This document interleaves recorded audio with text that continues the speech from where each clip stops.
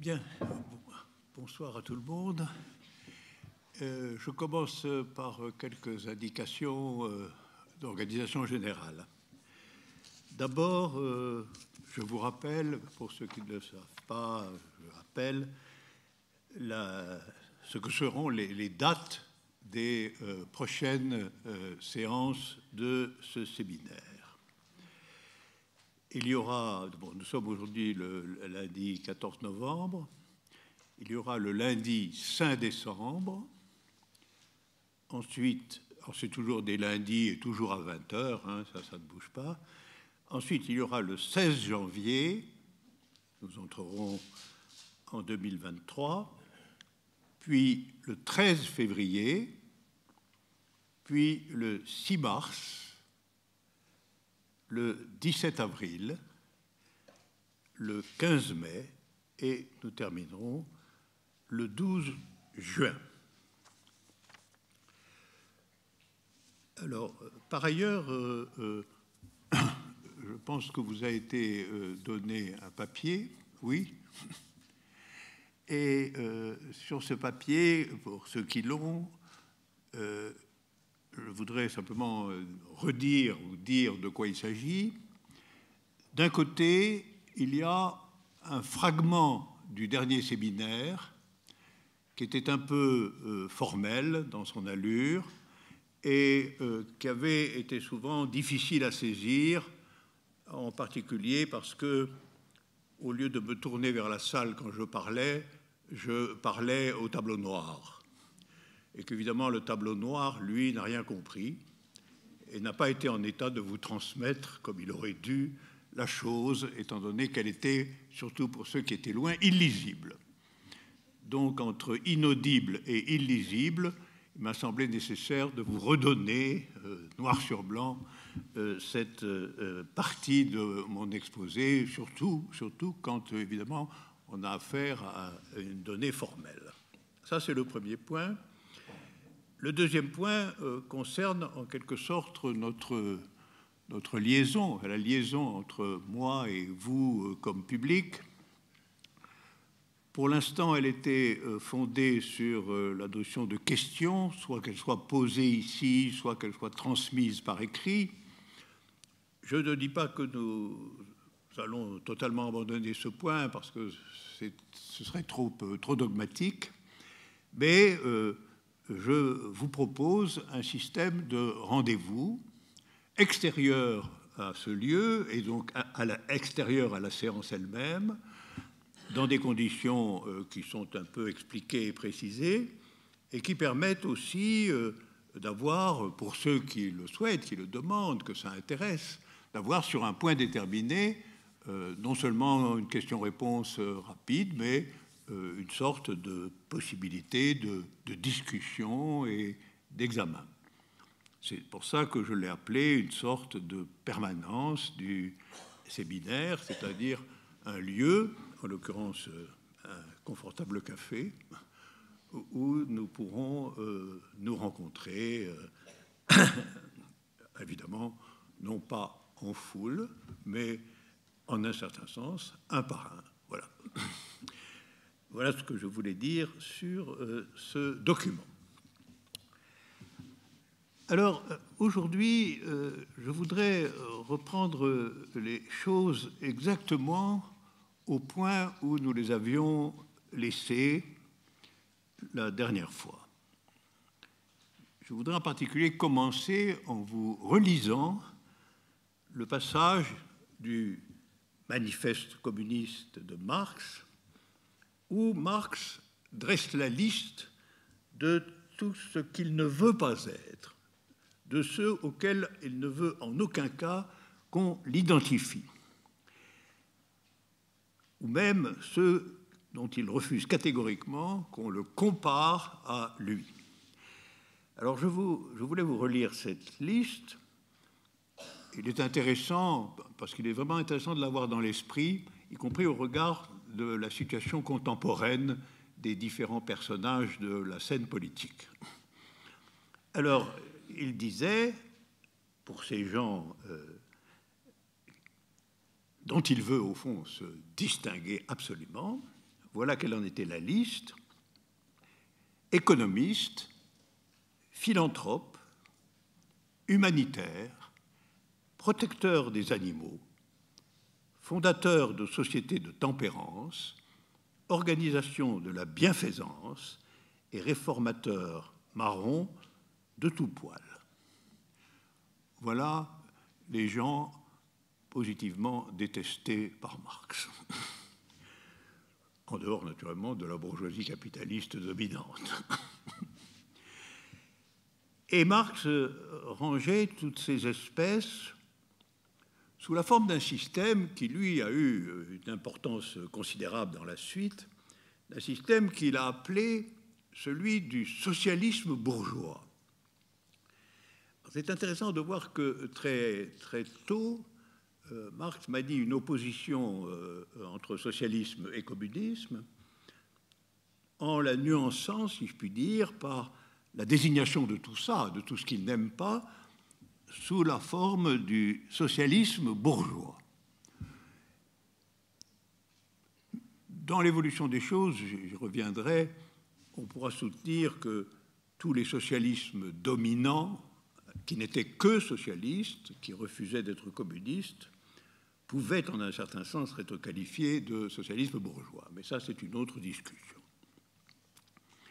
Et un peu plus loin, dans une formule réjouissante, il écrit que le mot d'ordre de ce socialisme bourgeois, qui contient donc toute la liste que j'ai lue au début, peut se dire ainsi: les bourgeois sont des bourgeois dans l'intérêt de la classe ouvrière.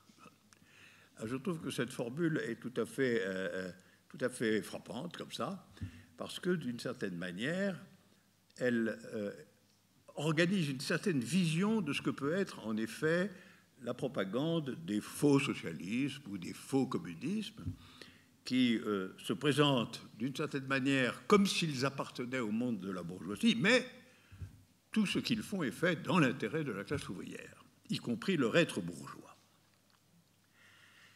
Alors, j'enchaîne là-dessus en disant que dans la suite de l'histoire qui a suivi, et singulièrement aujourd'hui, nous avons bien des exemples de cette maxime. Les bourgeois sont bourgeois dans l'intérêt de la classe ouvrière. La forme la plus contemporaine, la plus immédiate, ça pourrait être: avec l'Amérique à sa tête et l'Europe comme client docile, le marché mondial capitaliste fait le bien de l'humanité tout entière. Ça serait l'appropriation contemporaine de la phrase de Marx. Et cette formule pourrait être complétée par celle-ci, très voisine de celle de Marx, mais dans une autre conjoncture: les capitalistes font de justeuses affaires pour le plus grand bien des pauvres de la planète. Alors nous avons de cela d'autres variantes pleines de sens qui remplissent d'une certaine manière les discussions politiques. Par exemple, quand les Américains, pour un motif qui a été connu dès le début comme un mensonge, quand ils mettent l'Irak par la conquête et le blocus à feu, à sang, et finalement dans une mortelle famine, c'est le monde démocratique en marche.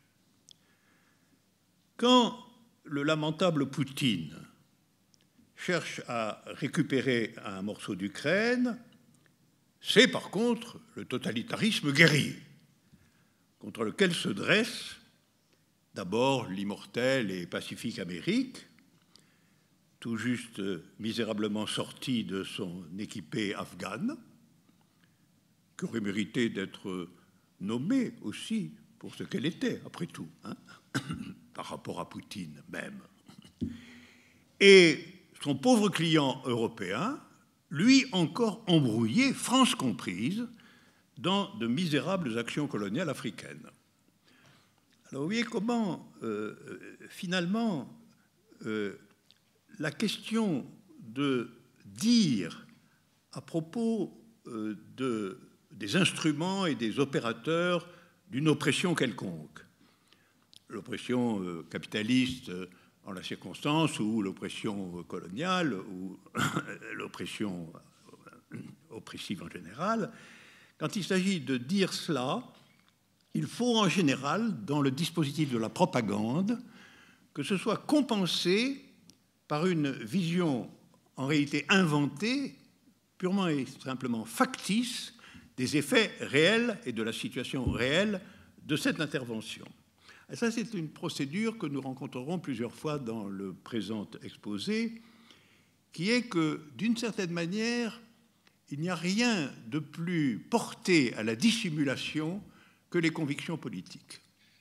Les convictions politiques, notamment quand elles sont étatisées, c'est-à-dire quand elles sont la conception politique d'un pouvoir, se présentent très souvent comme étant des exemples de la formule de Marx, les bourgeois sont des bourgeois dans l'intérêt de la classe ouvrière.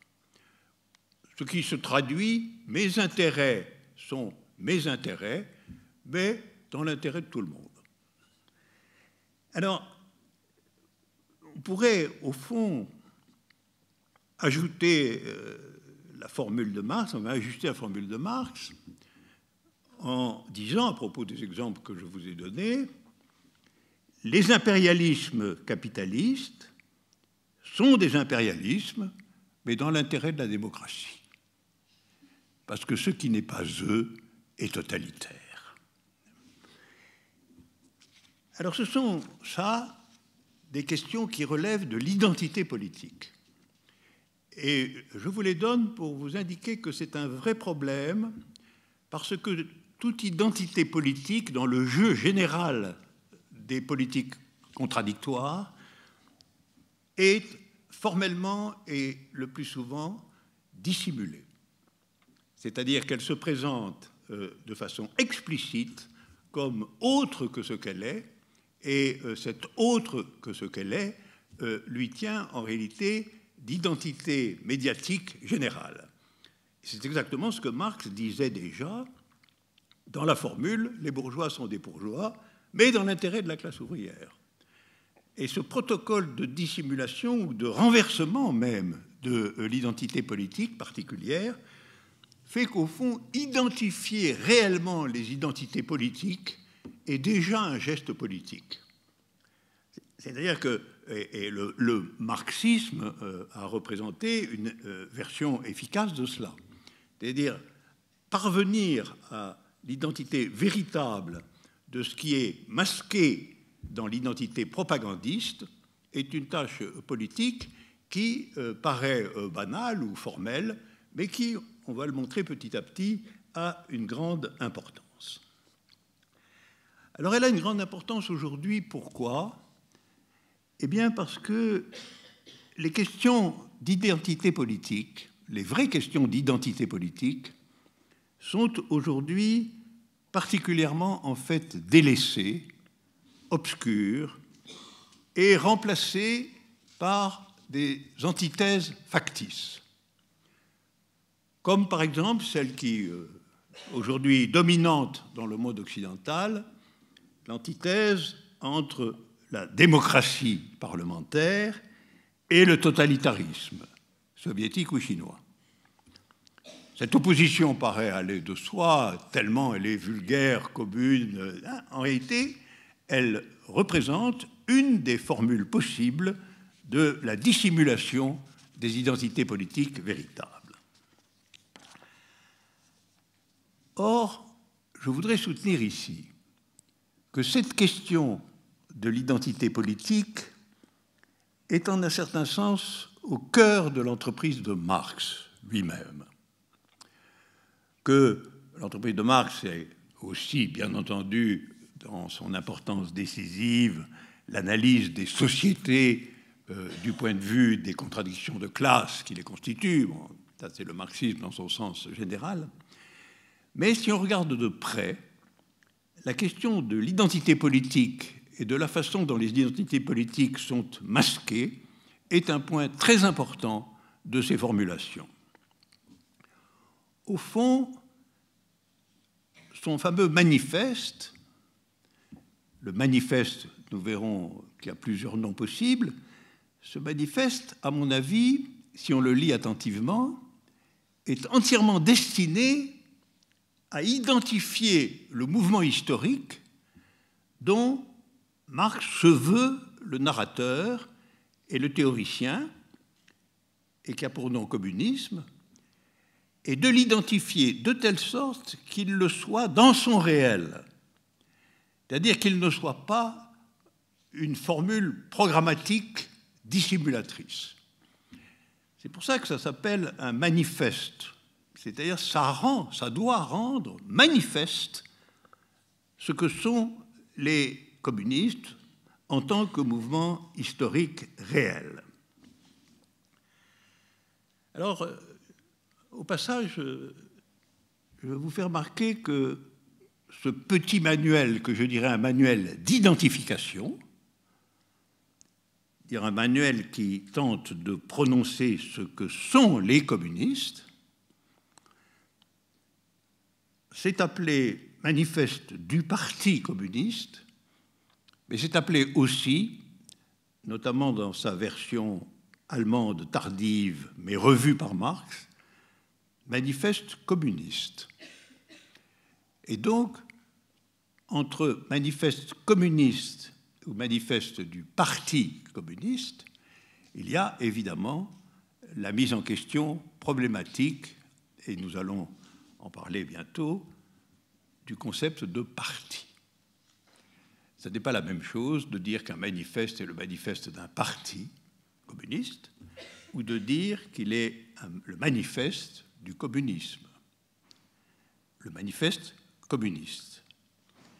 Vous voyez que le parti se réfère à une donnée effective, tandis que manifeste communiste se réfère à une conception de la politique, sans toucher au problème de son organisation. Alors, en un sens, cette dualité de titres, manifeste communiste ou manifeste du Parti communiste, elle ouvre à ce qui s'est avéré, à mon sens, être le principal problème et peut-être la principale butée, le principal échec du mouvement communiste mondial entre Marx et aujourd'hui. C'est pour ça que j'y accorde une importance qui peut paraître exagérée, puisqu'il s'agit en un certain sens d'une simple nuance verbale. C'est quoi ce problème et cette butée? Eh bien, c'est la suivante.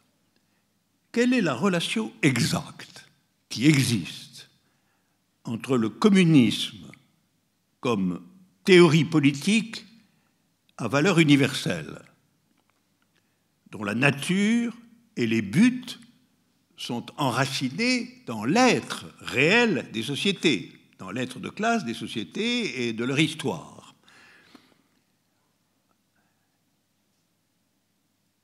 Et le communisme, dans un autre sens du mot, comme doctrine à partir duquel s'identifient des partis, qui finalement sont les véritables acteurs sur la scène enchevêtrée des politiques de toute espèce. Alors ma thèse générale sera la suivante. Il s'est produit très tôt une sorte de confusion entre communisme et idéologie d'un parti. Cette confusion a autorisé que ce qui est la véritable subjectivité politique dans le réel, dans l'action, ne soit pas défini par des principes, des idées partagées, des bilans d'expérience, mais d'abord et avant tout par ce que déclarent les partis qui l'incarnent. Alors en exagérant un peu, mais pas tant que cela, on pourrait dire que dans son devenir historique, il a fallu entendre le titre de Marx, Manifeste du Parti communiste, comme sous-entendant que la seule vraie manifestation historique du communisme, ce sont les partis communistes, et qu'un communiste, c'est invariablement le militant d'un tel parti. Et cette confusion, car c'est une confusion, c'est un changement de définition, a eu des effets considérables. Alors à ce propos, on va parler un peu d'histoire contemporaine. Il y a eu un épisode très récent qui est à la fois absurde et révélateur concernant les Chinois. Comme vous le savez, la Chine contemporaine a une caractéristique tout à fait singulière du point de vue des nominations politiques. D'une part, dans le réel, son organisation économique est clairement celle d'un capitalisme monopoliste d'État, dont la visée principale aujourd'hui est de dominer, autant que faire se peut, le marché capitaliste mondial. Ça, c'est une chose qui est une évidence, en quelque sorte, visible. Et la Chine est, sur ce point, le vœu de dominer le marché mondial, le principal rival des Américains. Parce que ce qui compte vraiment pour tout pays capitaliste, je ne dis pas pour tout capitalisme, mais pour tout pays capitaliste, c'est évidemment sa place sur le marché mondial. Mais l'organisation politique de la même Chine est nominalement celle d'un parti communiste. Le mot n'a absolument pas été changé, altéré, modifié. C'est le parti communiste, lequel, sans aucun partage, contrôle l'État. Alors tout récemment, c'est là que vient l'actualité, tout récemment en Chine, vous avez dû lire ça, lors du congrès du Parti communiste, le chef du parti, qui est évidemment aussi le chef de l'État, tout comme le furent dans le passé Staline ou Mao, et qui s'appelle Xi Jinping, a déclaré avec force ceci: le parti décide de tout. Le parti décide de tout. Le Parti communiste chinois, n'est-ce pas, décide de tout. Notez bien ce qui est la clé de la formule, à savoir que ce n'est pas l'État chinois qui décide de tout, c'est le Parti communiste qui décide de tout. Et vous avez là un exemple singulier et frappant de ce jeu d'obscurité obtenu par les désignations, caractéristique de ce problème, de savoir, celui qui est traité ici, ce problème de savoir ce qu'est finalement le communisme et ce que sont les communistes. Xi Jinping déclare sur ce point que l'État chinois, c'est une chose, mais que ce qui décide de tout, c'est le parti qui a conservé, pour cette capacité à décider de tout, qui a conservé la désignation de communiste. Alors, c'est très intéressant d'essayer de commenter cette formule. Pourquoi le dirigeant d'un très grand pays contemporain, candidat à la domination du marché capitaliste mondial, pourquoi s'exprime-t-elle sous la forme tout de même extraordinairement tordue, qui est qu'un parti communiste décide de tout? Elle signifie, je crois, que, de prime abord, que l'État, dans cette formule, n'est qu'une sorte de structure civile au service du Parti communiste. Le Parti communiste décide de tout, et l'État est au fond le nom de l'exécutant de cette nomination de tout. Ça, c'est l'apparence. Mais dans le réel, il est clair que ce qui fonctionne, ce qui existe, ce qui structure la société chinoise, c'est bel et bien tout à fait reconnaissable par ses fonctionnaires, sa police, son armée, un corps parfaitement identifiable comme étant un appareil d'État.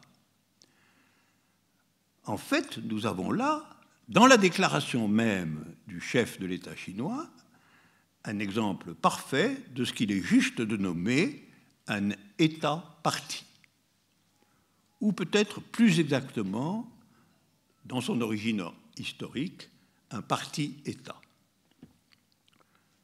On peut donc considérer que le devenir post-révolutionnaire de la Chine, dans le devenir post-révolutionnaire de la Chine, il est arrivé que le parti soit aussi devenu, non plus l'expression organisée et militante d'une conviction communiste, comme était sa définition primordiale, mais un appareil d'État gérant un capitalisme de type nouveau. Alors, vous voyez comment le glissement des nominations dissimule d'une certaine façon le processus politique concerné. Alors on demandera, mais oui, l'État, mais l'État de qui?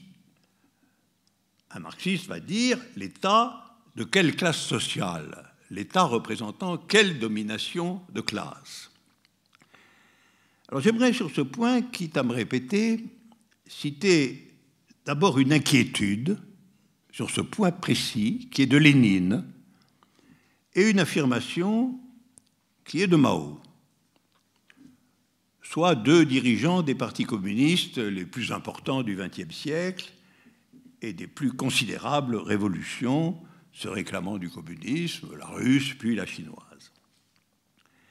Alors l'inquiétude de Lénine concerne l'État, précisément. Et par en dessous, la question de Jinping, la question de la relation entre le parti et l'État, et la question de savoir qui décide de tout.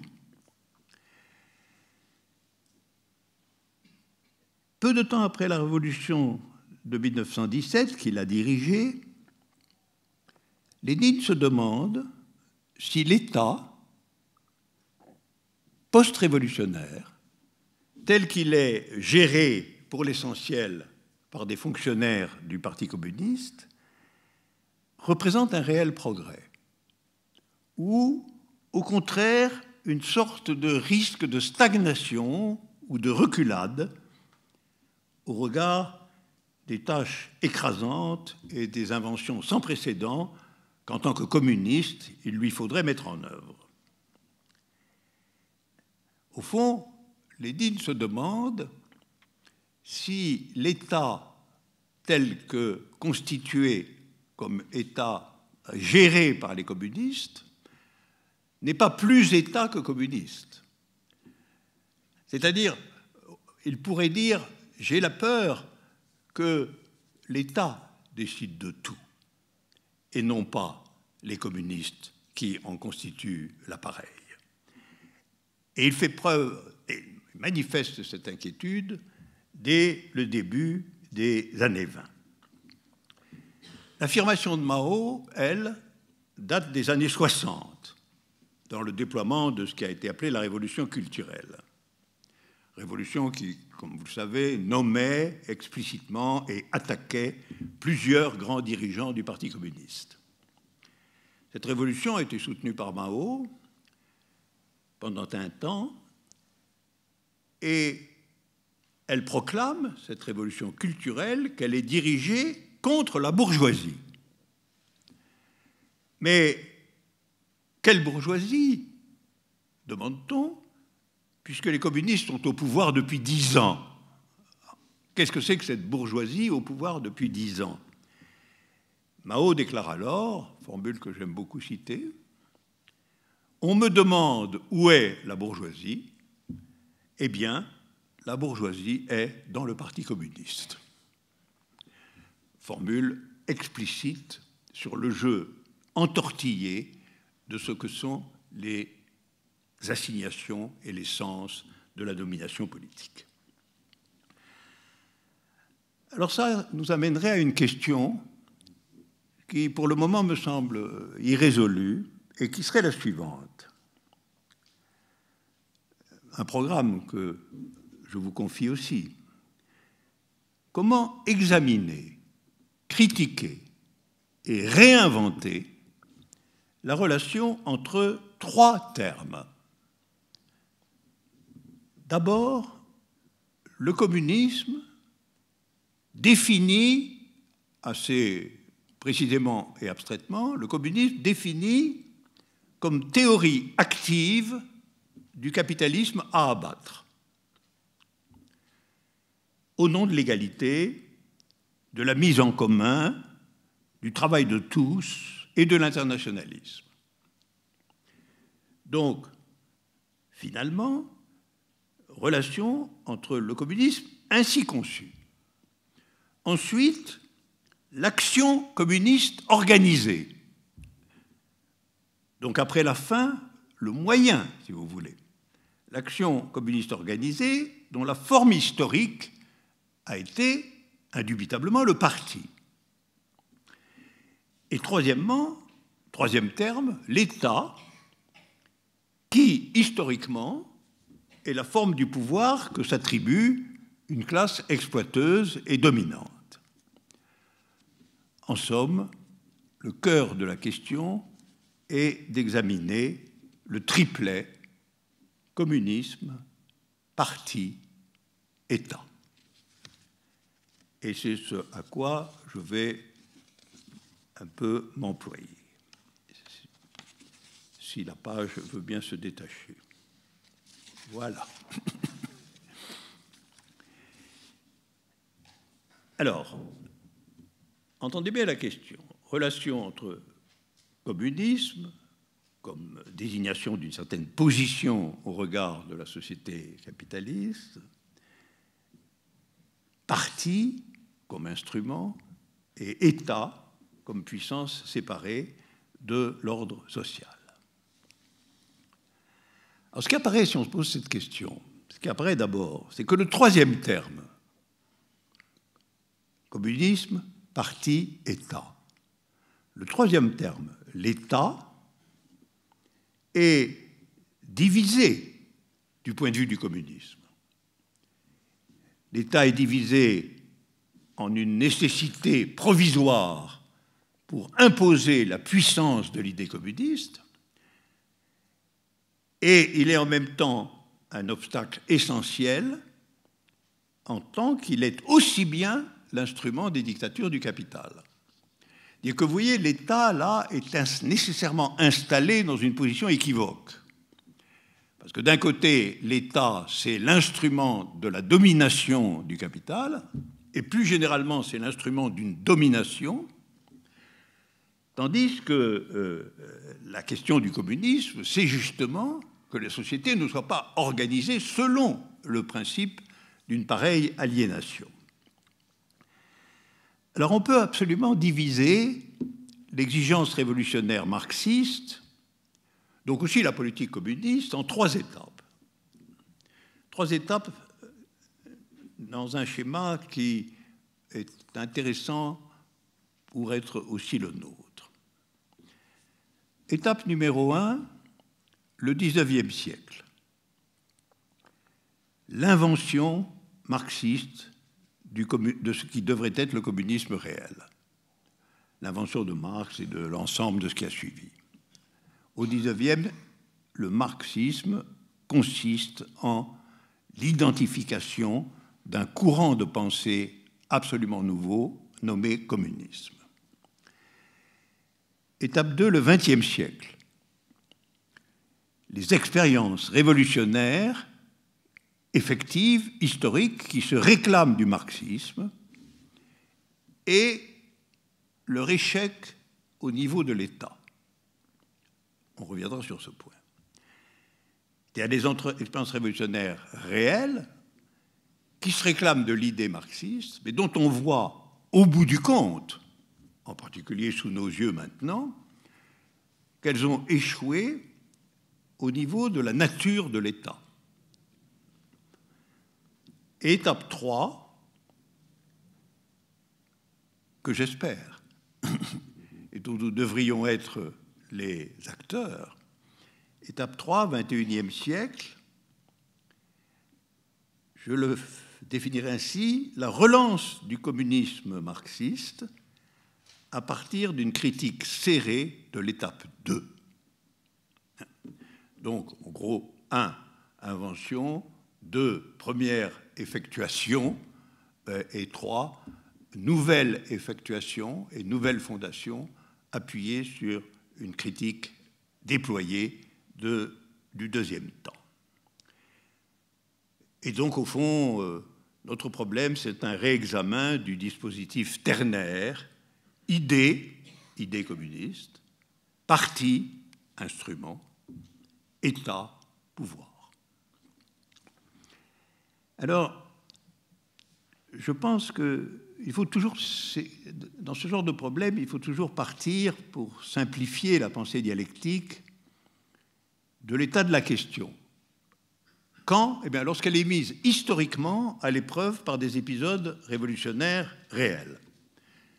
Par exemple, pour le passage de la première étape, invention du communisme par le marxisme, à la deuxième, à savoir les tentatives révolutionnaires, nous avons comme paradigme, a été reconnu comme paradigme, la Commune de Paris. Donc la Commune de Paris, c'est ce point réel qui indique la possibilité d'un changement d'étape dans le processus du communisme. Comme vous savez, Marx a fortement médité sur cet épisode et sur son échec sanglant, et il en a tiré des leçons cruciales, notamment concernant un point qui va nous intéresser tout du long, la relation entre révolution et État, ce qui est une approche du problème communisme et État. Lénine a repris cette méditation sur la Commune de Paris et en a tiré des leçons concernant, cette fois, la relation entre communisme et parti. Mao a participé en Chine à la révolution culturelle, dont le cœur a été la relation corruptrice entre État et parti. Autrement dit, nous avons eu, avec Commune de Paris, Révolution et Révolution culturelle en Chine, nous avons eu des approches concrètes de la relation des trois termes, communisme, parti, État. Et c'est de ça que nous devons tirer, en vérité, les leçons. Il faut donc aborder le problème du triplet communisme, parti, État, à partir de ce que nous pouvons tirer avec Marx et Lénine de la Commune de Paris, et avec Mao de la Révolution culturelle, et plus généralement avec le destin historique des grands États, des grandes nations communistes ou prétendant l'être. Alors, je commence par rappeler ce qu'on peut dire à cet égard de la Commune de Paris. Qu'est-ce qu'a été la Commune de Paris? La Commune de Paris, ça a été le tout premier exemple d'une saisie du pouvoir d'État par une révolution prolétarienne armée. Le tout premier exemple. Une révolution prolétarienne armée s'empare du pouvoir d'État. Cette prise est limitée, car elle concerne en gros Paris, la capitale, et ses environs. Par ailleurs, notons-le, ça sera dans la suite très important, il n'existe pas, à proprement parler, de parti communiste en France à cette époque. En tout cas, pas sous la forme que lui donnera Lénine. Il existe seulement un courant idéologique communiste enraciné dans diverses organisations ouvrières qui ne sont pas unifiées. Alors, ce que tient à développer Marx à propos de la Commune de Paris, c'est quoi?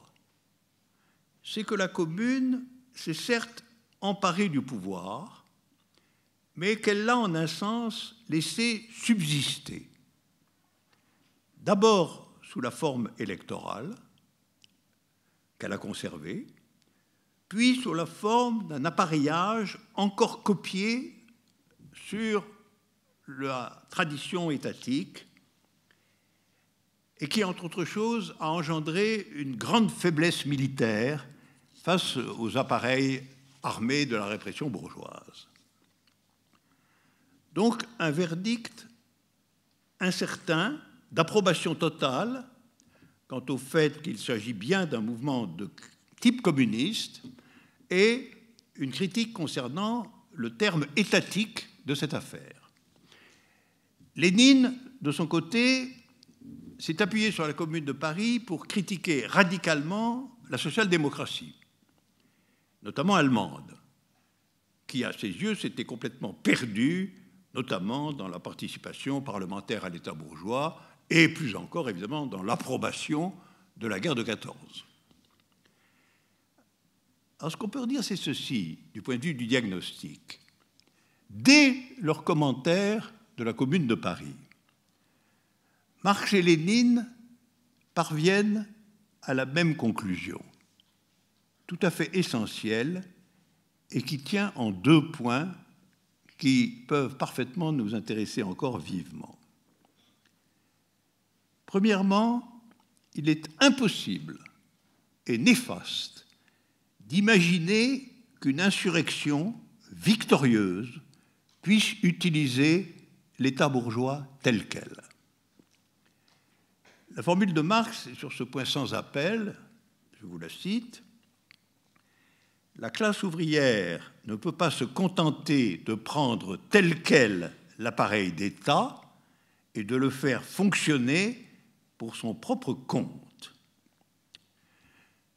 Autrement dit, le point que Marx ajoute à la tradition révolutionnaire, c'est que la politique communiste ne peut pas consister à prendre le pouvoir. Cette idée de prendre le pouvoir est en elle-même trompeuse. Dans le réel communiste, l'État bourgeois ne doit pas être pris ou occupé. Il doit impérativement être détruit.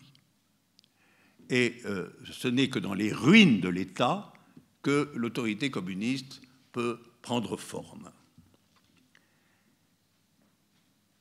Alors évidemment, en plus, vu les circonstances, dans cette cas de figure, qui sont plongés dans l'antagonisme, qui sont exposés à une contre-attaque armée, l'État bourgeois, détruit, doit être remplacé par un État dictatorial.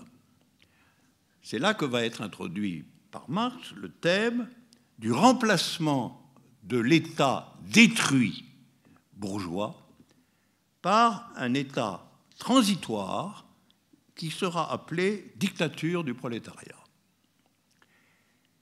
Mais par ailleurs, le communisme comme tel peut et doit organiser la société de telle façon que finalement un État autoritaire, centralisé, ayant le monopole des armes, devienne progressivement inutile.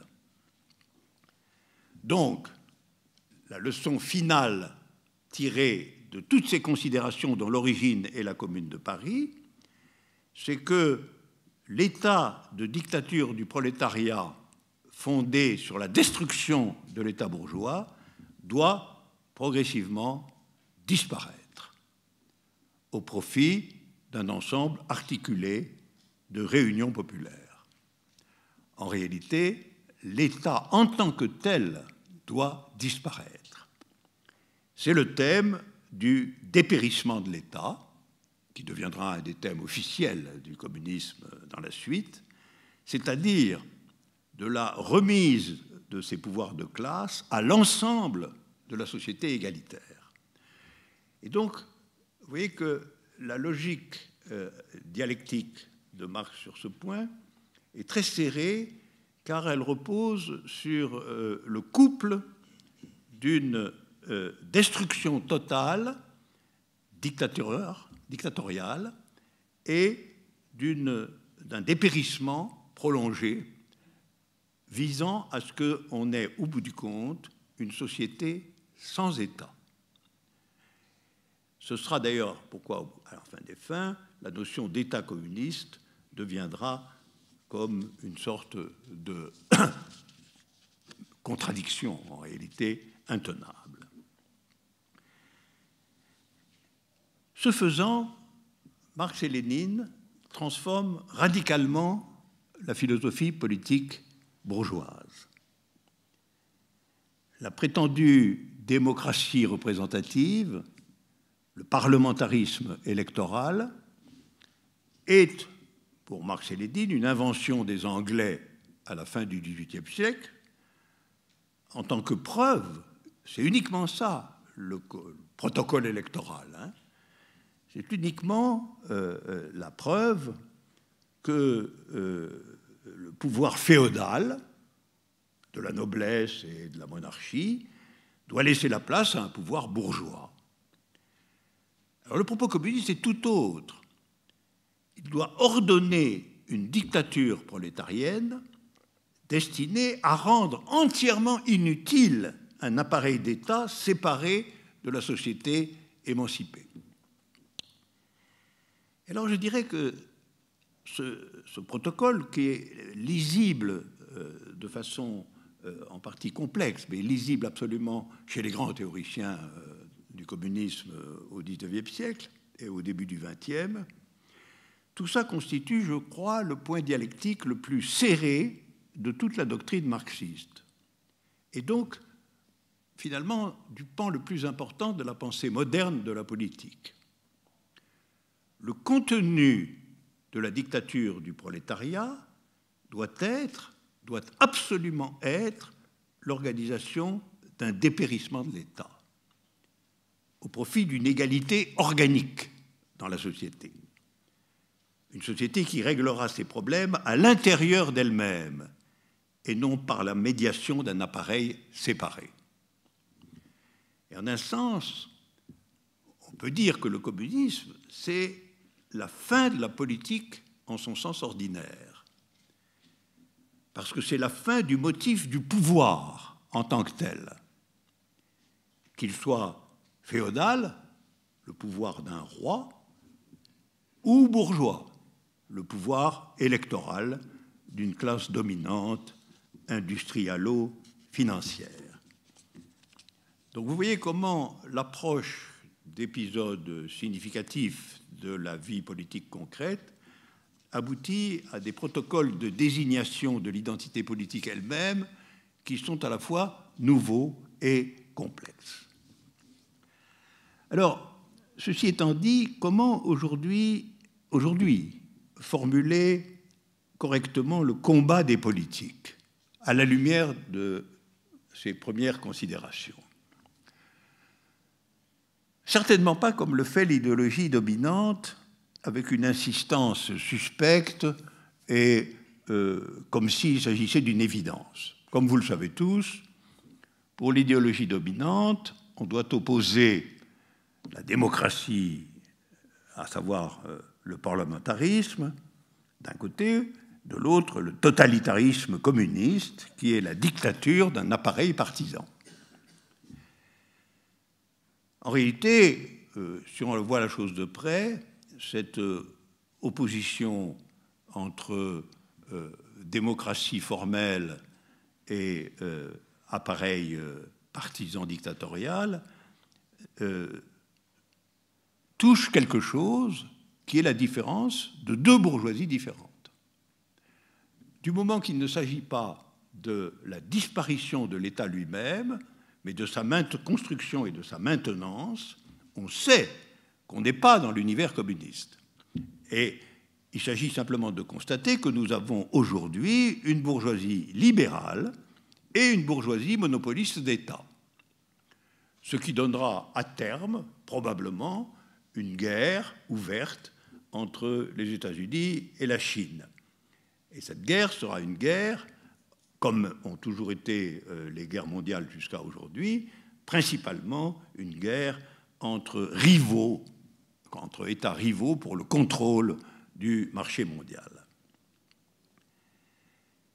La vérité, c'est qu'on doit ne pas rentrer dans ce dispositif et on doit opposer d'un côté le totalitarisme capitaliste, qu'il soit celui d'un État parlementaire bourgeois ou celui de la dictature d'un parti, et de l'autre, la disparition communiste de tout État transcendant. Donc la vraie division n'est pas entre l'État totalitaire et l'État démocratique, mais entre l'État comme tel, dans ces deux versions, et la disparition programmée de l'État dans le contexte de l'égalitarisme communiste dans un pays déterminé. Alors je dirais, vous voyez, philosophiquement, le communisme, c'est en dernier ressort, en politique, la victoire de l'immanence sur la transcendance. C'est la réelle fin de tous les dieux, y compris le dieu financier, dont la démocratie bourgeoise ne fait que nommer les prêtres. Comme le disait très exactement Marx, le protocole électoral, ça n'est rien d'autre que la désignation organisée d'une petite élite provisoire de ce qu'il appelait des fondés de pouvoir du capital. Ça ne définit aucune forme de démocratie authentique parce que la démocratie authentique est un agencement de la société par elle-même qui doit pouvoir faire l'économie d'un État transcendant ou séparé. Donc le communisme véritable ne peut pas être un État communiste, mais il doit être le travail considérable et difficile de la disparition de l'État. Ceci, en quelque sorte, nous donne une nouvelle vision de la relation entre communisme et État. Mais alors, dans cette affaire, quelle devient exactement la fonction du parti? Fut-il un parti communiste? Il faut être alerté sur ce point par la formule chinoise du parti qui décide de tout. Ça ressemble beaucoup à un État, un parti qui décide de tout. On peut remarquer une chose dans l'histoire du Parti communiste français. Le Parti communiste français a fini par se retirer de la dialectique, en fait serrée, entre dictature du prolétariat et dépérissement de l'État. La doctrine marxiste sur l'État, qui était une période transitoire de dictature, organisant la disparition de l'État. Le Parti communiste français, il a renoncé, à vrai dire pour gagner une certaine neutralité dans la comédie électorale, il a renoncé au motif de la dictature du prolétariat, comme s'il faisait là un geste démocratique généreux, finalement, à la pensée politique bourgeoise. Mais, comme c'était de cette dictature que devait résulter le dépérissement de l'État, que la tâche propre de cette dictature, c'était d'organiser le dépérissement de l'État, le Parti communiste français a donc déclaré que l'État est éternel. Par quoi il a entériné le réel de son existence en tant que parti intégré au parlementarisme bourgeois, et il a renoncé à toute vraie politique révolutionnaire. Il a accordé finalement son soutien au dieu pseudo-démocratique de la finance électorale. Alors il reste à nous demander, passage délicat, s'il est réellement possible pour l'action communiste de se passer de l'autorité centralisée d'un parti. Nous basculons ici des dialectiques serrées de la relation entre communisme et État à la dialectique serrée des relations entre communisme et parti. Empiriquement, nous sommes aujourd'hui contraints de constater que les partis de ce genre, même sous le nom de partis communistes, sont pratiquement toujours destinés, même et surtout s'ils sont vainqueurs, à devenir les gestionnaires d'une forme nouvelle de bourgeoisie bureaucratique. Ça, c'est ce que l'on voit historiquement jusqu'à présent. Pour faire un examen sérieux de la question, il faut revenir sur les propositions de Marx, telles qu'elles figurent dans le manifeste du Parti communiste. Alors, je voudrais signaler en passant que l'édition allemande de ce texte, j'y ai déjà fait allusion, telle qu'elle a été préfacée par Marx et Engels eux-mêmes, l'édition du manifeste en 1872, en langue allemande, est titré « Manifeste communiste ». Et il n'est pas titré « Manifeste du Parti communiste ». Le titre a été changé. Et ça amène quand même à se demander pourquoi. Pourquoi il était clairement en 1948 un manifeste du Parti communiste et pourquoi en 1872 et en Allemagne, il ne s'appelle plus que manifeste communiste. C'est une indication finalement assez importante pour notre examen du triplet communiste, parti, État. Il semble qu'il y ait un bouger dans ce triplet constitutif de la politique communiste. Rappelons quelques aspects du livre de Marx, archi-connu, que nous prenons ici dans sa version manifeste communiste et pas manifeste du Parti communiste. Le livre commence par une théorie générale des sociétés contemporaines, sous le titre « Bourgeois et prolétaires ». C'est le chapitre qui commence par la formule, depuis 1000 fois répétée, « L'histoire de toute société jusqu'à nos jours, c'est l'histoire de la lutte des classes ». Ce chapitre, comme on le voit dès son titre, est historique. Il est un vaste récit de l'histoire des sociétés. Le prolétariat y figure comme exemple de la classe révolutionnaire montante, avec un optimisme encore intact en 1872. Il n'est nulle part dans ce chapitre question du parti. Ce qui est affirmé relève du récit historique. Citons, je vous cite deux formules caractéristiques. La première, c'est l'existence de la bourgeoisie et l'existence de la société sont devenues incompatibles. Donc, un diagnostic descriptif sur le caractère inéluctable d'une déchéance de la bourgeoisie. Et la formule souvent citée aujourd'hui, quand on veut se moquer des prévisions marxistes de cette époque, pour qui connaît le monde contemporain, ce que la classe bourgeoise produit avant tout, ce sont ses propres fossoyeurs. Son élimination et le triomphe du prolétariat sont également inévitables. Nous sommes dans le temps de l'histoire mondiale, de la temporalité des siècles. Pour Marx, vous le voyez, rien ne porte ici sur l'action organisée, sur les situations immédiates, sur les révoltes. La lutte des classes est et demeure le socle du passage des siècles et autorise ce qu'on pourrait appeler un prophétisme modernisé. Le second chapitre s'approche de l'action contemporaine. Il a pour titre « Prolétaires et communistes ». Il définit la tâche politique du prolétariat par le mot d'ordre fondamental du communisme qui est ainsi formulé. Il faut tout de même le rappeler. Les communistes peuvent résumer leur théorie par cette seule formule, abolition de la propriété privée. Donc, la formule qui concentre entièrement l'existence des communistes. Et pour parvenir à cet acte fondamental, l'abolition de la propriété privée, il est clair qu'il faut s'emparer du pouvoir politique. Ce qui est ainsi formulé.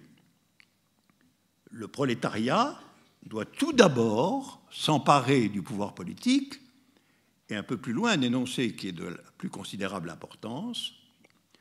Le premier pas dans la révolution ouvrière est la montée du prolétariat au rang de classe dominante, la conquête de la démocratie, la version allemande. Donc la montée au pouvoir du prolétariat, c'est la conquête de la démocratie. Ça n'est pas du tout le pouvoir nouveau d'un parti centralisé. Il y a identité entre le communisme vainqueur et la démocratie véritable. Il y a similitude. Alors on notera qu'à ce stade de la pensée de Marx, il n'a été question ni de l'État comme tel, remplacé par l'expression très générale de arriver au rang de classe dominante, ni du parti. Parti, soit dit en passant, dont le mot n'est jamais prononcé dans la version définitive du manifeste du Parti communiste. Le mot n'est plus prononcé. Quant à la dictature du prolétariat, concept qui sera introduit un peu plus tard par Marx et Engels, elle est ici nommée conquête de la démocratie, ce qui est tout de même aussi une observation importante. Ça donne à réfléchir. Le troisième chapitre, c'est l'examen conflictuel des formulations antérieures du socialisme et du communisme sous le titre « Littérature socialiste et communiste ». C'est un chapitre essentiellement polémique, dirigé à la fois contre le socialisme bourgeois, le socialisme de la social-démocratie, et contre le socialisme utopique. Le quatrième chapitre poursuit la logique de la différence entre le communisme tel que Marx et Engels le voient et ce qu'ils appellent les partis d'opposition. Différence entre le communisme et les partis d'opposition. On pourrait aujourd'hui, soit dit en passant, relire ce chapitre à la lumière de la catégorie parlementaire d'union de la gauche. L'union de la gauche, ça semble être l'union de ce qui ne peut pas s'unir, si on lit ce chapitre de Marx. Différence radicale entre le communisme et les partis d'opposition. Alors l'union de la gauche, c'est la transformation du communisme en un auxiliaire des partis d'opposition. Et comme vous savez, elle sévit encore sur le nom charmant de NUP, la nouvelle Union populaire écologique et sociale. C'est la figure contemporaine de ce que Marx appelle l'impossibilité de s'allier aux partis d'opposition. Le fait est, la raison fondamentale de l'impossibilité de cette opposition est l'axiome politique proposé par Marx comme définition du communisme en mouvement. Dans tous les mouvements, les communistes mettent en avant la question de la propriété, quel que soit le degré de développement qu'elle ait pu atteindre. C'est la question fondamentale. Alors pour continuer un peu dans la polémique vulgaire, on voit pas que la NUP soit très blindée de ce côté, de la question de la propriété comme question fondamentale. Je dirais même qu'on est stupéfait de la quasi-inexistence dans la conjoncture française aujourd'hui de tout mouvement politique et hélas de tout mouvement populaire ayant comme question fondamentale la propriété privée et le processus de son abolition, qui était pour Marx et qui, à mon avis, demeure la seule formule capable de résumer la politique communiste. Et ce, alors que du côté des gouvernements en place, depuis au moins les années 90 du dernier siècle, les privatisations pleuvent. Donc non seulement on n'a pas recours à un programme consistant d'abolition de la propriété privée, mais on se laisse infliger des privatisations innombrables dans les transports, dans l'appareil hospitalier, dans l'enseignement, dans l'industrie des voitures, dans l'activité postale, dans la production d'énergie. Tout cela est petit à petit recouvert par une sorte de nappe de privatisation. Et on est même allé, dans cette période, jusqu'à la vente par l'État de certains aéroports et de certains ports, et à une situation où tous les moyens d'information, côté presse, côté télévision, sont ou privatisés ou en passe de l'être. Donc nous sommes dans une période qui est définie par le caractère accéléré des privatisations de tous ordres, et dans ces conditions, il est en effet stupéfiant que ce que Marx appelait les partis d'opposition, extérieurs précisément à toute pensée communiste, ne soit absolument pas saisi de la direction d'un mouvement massif contre cette histoire irrépressible des privatisations. Mais laissons là pour le moment ces facteurs de désespérance.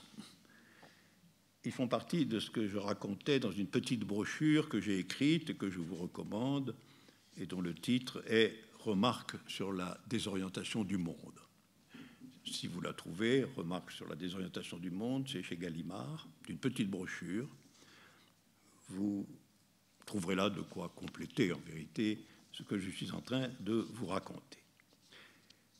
Mais revenons maintenant au cœur de la question, dans son aspect en quelque sorte quasi philosophique, c'est-à-dire la question des modalités d'existence du triplet communisme, parti, État.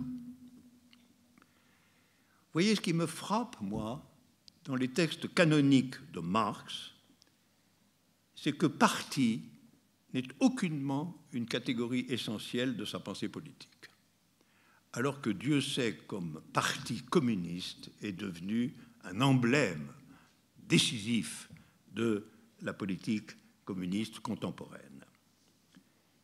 On l'a vu, même le titre authentique de son manifeste pourrait bien être Manifeste communiste et non pas forcément Manifeste du Parti communiste. Et même dans le cas de ce second titre qui existe, Manifeste du Parti communiste, parti a un sens très large, très vague. Il signifie plutôt courant ou position ou tendance. En tout cas, il ne désigne nullement, à aucun moment, un appareil organisateur hiérarchisé. Une caractéristique très importante du texte de Marx, c'est qu'il parle toujours du sujet actif du communisme, non pas selon le singulier d'un parti, mais selon le pluriel de ceux qui agissent. Ce qu'il doit y avoir pour Marx, lisez le manifeste, vous le verrez, c'est une évidence, c'est ce qu'il appelle les communistes.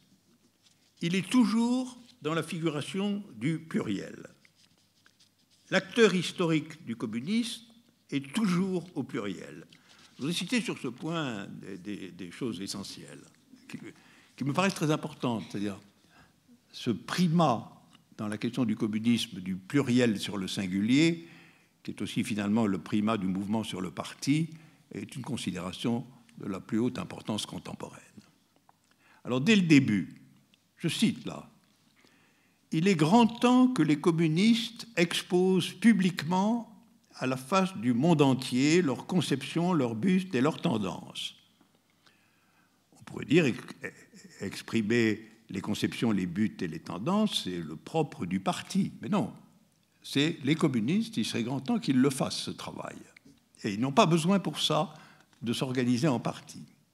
Ou encore, les communistes des nationalités les plus diverses se sont réunis à Londres et ont rédigé et publié le manifeste que voici en anglais, français, allemand, italien, flamand et danois. Remarquez la force de la multiplicité des langues dans cette proposition.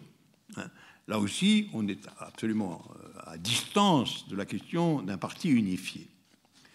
Un peu plus loin, une remarque cruciale. C'est le cas de le dire. Les communistes ne forment pas un parti distinct en face des autres partis ouvriers.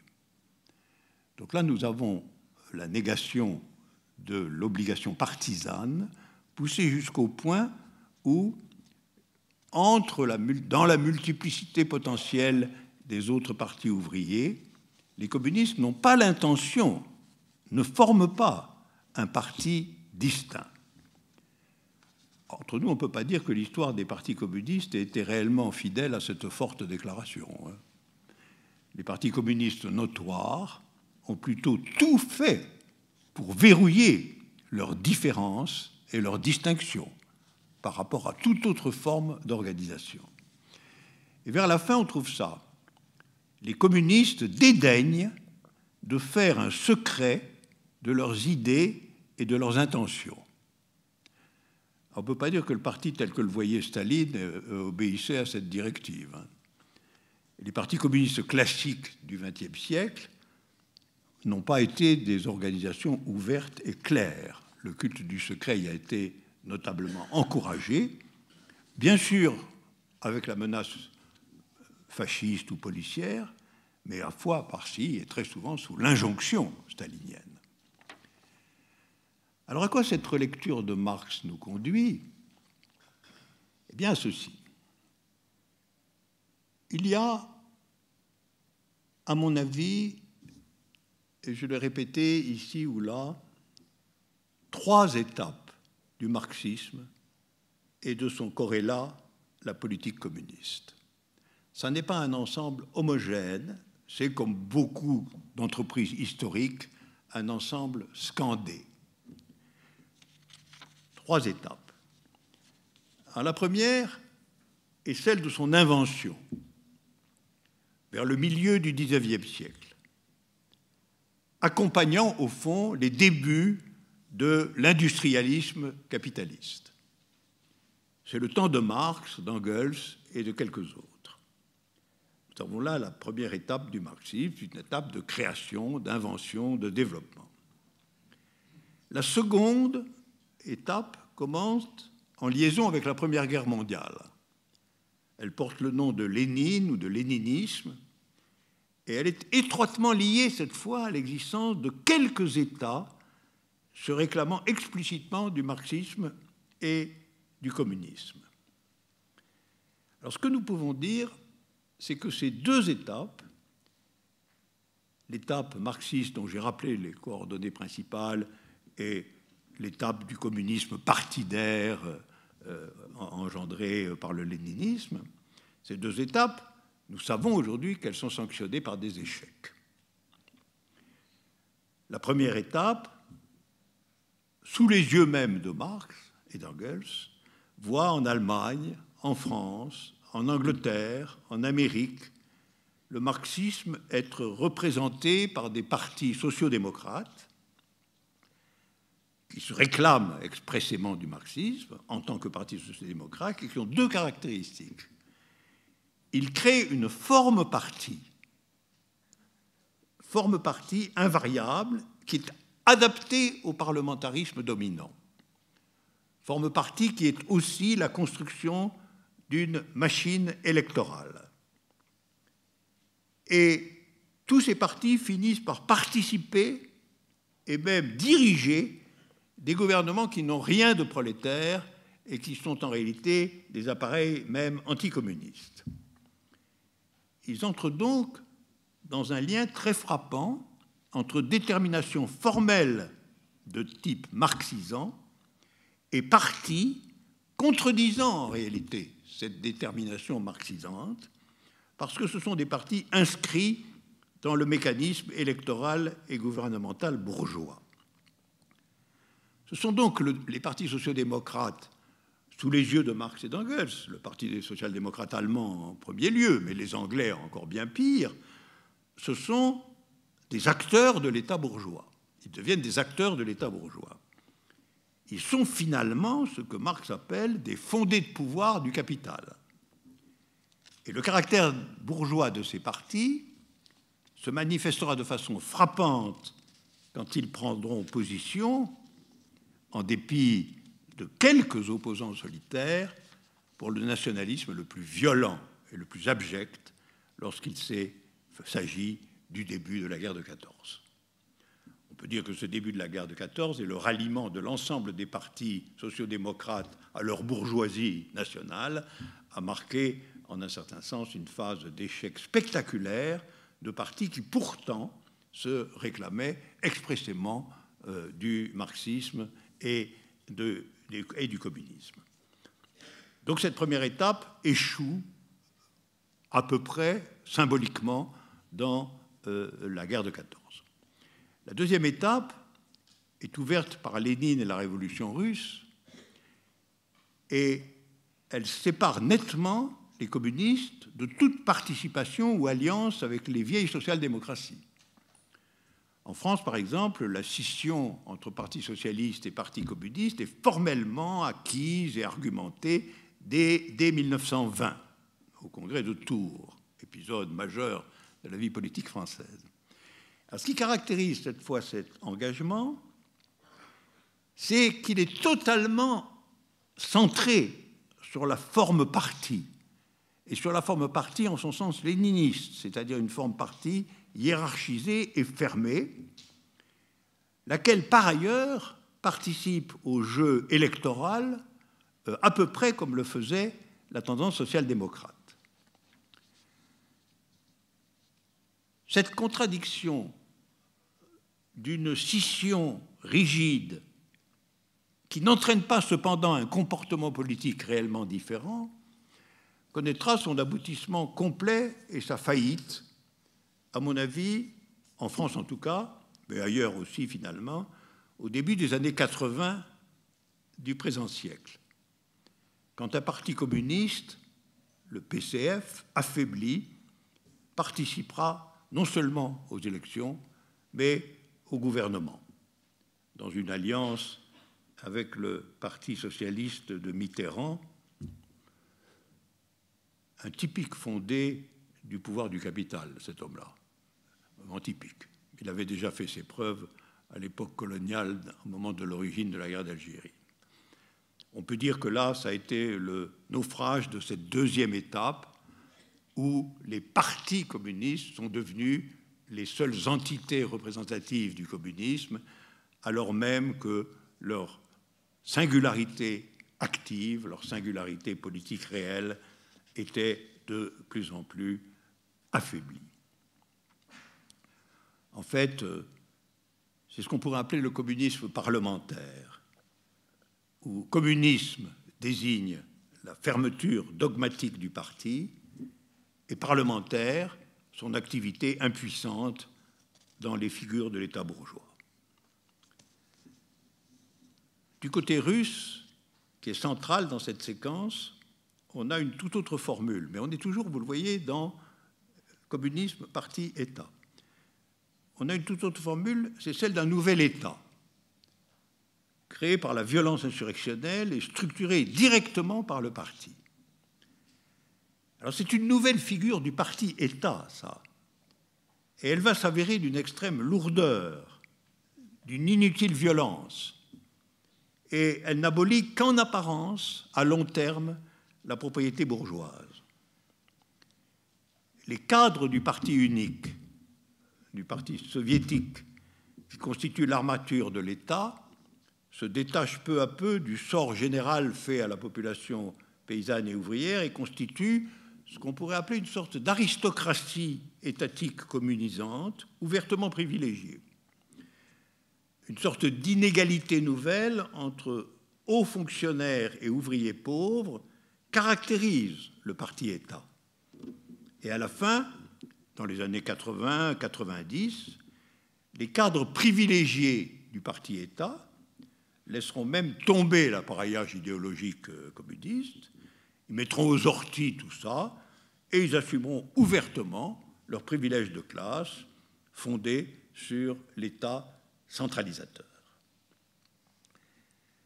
Ça pour la deuxième étape. Alors il aurait pu apparaître à ce moment que le dispositif du communisme de type État-parti n'avait plus que la Chine comme représentant historique.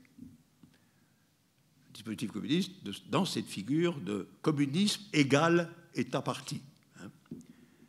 En fait, la situation en Chine est restée longtemps différente, différence largement fondée sur des questions temporelles.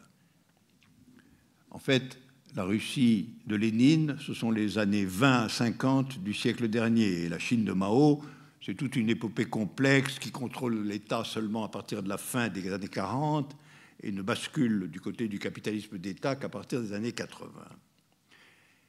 Mais surtout, la question du caractère néo-bourgeois de la dictature du parti-État a été en Chine directement proclamée par le dirigeant historique lui-même, à savoir Mao Tse-tung. c'est tout le mystère ambigu de ce qui a été appelé la révolution culturelle. Mao a été, dans les années 60 et 70, le symbole étatico-politique d'un soulèvement contre le parti, contre ce qu'il a appelé la nouvelle bourgeoisie dominante dans le parti prétendument communiste. Il a posé des questions cruciales, comme celle portant sur le fait que le sort des ouvriers dans les usines chinoises ne semblait guère différent de celui des ouvriers dans les usines explicitement capitalistes, en Angleterre ou ailleurs. Il a fermement soutenu ce qui a été appelé, en référence directe à l'insurrection française de 1871, la Commune de Shanghai, lieu où l'unité pratique du mouvement étudiant et du mouvement ouvrier a pu se réaliser de façon positive et populaire. C'est Mao qui a lancé l'idée d'une lutte générale contre la nouvelle bourgeoisie, la bourgeoisie, je le rappelle, logée, habitant le Parti communiste. Et puis il est mort, en même temps que le mouvement étudiant et ouvrier, en proie à son inorganisation et à son dogmatisme sectaire. Et celui qui est alors parvenu au pouvoir, avec Deng Xiaoping et aujourd'hui Xi Jinping, est un exemple pratiquement pur de ce à quoi conduit, sous le nom de communisme, le dispositif parti-État, ou parti qui est l'État, ou État habité par le parti. Une sorte de capitalisme, au départ fermé sur lui-même, mais qui finalement part à la conquête du marché capitaliste mondial. Alors nous dirons pour le moment ceci en approchant de la conclusion. En matière de communisme, finalement, le seul non juste, le non au sens de nomination, le seul non juste est de s'en tenir, pour nommer les paramètres de la perspective, de s'en tenir aux multiples et de ne jamais céder au pouvoir de l'un. Comme l'avait dit Lénine au tout début de la Révolution, quelque chose que je cite souvent, il avait dit, il avait crié tout le pouvoir aux soviets, au pluriel, tout le pouvoir aux soviets, au pluriel. Ce qui voulait dire non à tout le pouvoir au parti, à l'État ou au parti-État, même s'il se réclame du communisme. Toutes ces figures qui sont en politique, comme l'était le pouvoir du roi, des figures de l'un, et comme le sont les dieux, des pouvoirs de la transcendance et non de l'immanence. Le pluriel plutôt que le singulier, l'immanence plutôt que la transcendance, étaient en réalité les catégories sous-jacentes à l'œuvre dans ce devenir échoué du communisme du XXe siècle. Donc, après les deux étapes du communisme, celle de son invention, où l'on parle au pluriel des communistes, comme le fait Marx, et celle de l'État, où l'on parle du parti communiste, figure de l'un, il faut évidemment ouvrir une troisième étape, indiquée mais en creux dans certaines péripéties de la révolution culturelle chinoise, l'étape qui revient vers le multiple et l'immanence. Le multiple et l'immanence, contre l'un et la transcendance, héritage en réalité de tous les dispositifs oppressifs. En revenir à l'époque de la fraternité unificatrice entre différents types acceptés de militants communistes. Et c'est pourquoi la question du prochain séminaire sera donc: qu'est-ce aujourd'hui qu'un militant communiste? On ne commencera pas par la classe, ni par le parti, ni par l'État. Nous essaierons de partir avec des lambeaux d'expérience engagés dans l'affaire, dans la question d'apparence empirique. Mais qu'est-ce que peut être un militant communiste aujourd'hui et quelle est la figure de l'éventuelle multiplicité à venir de tels militants? Merci.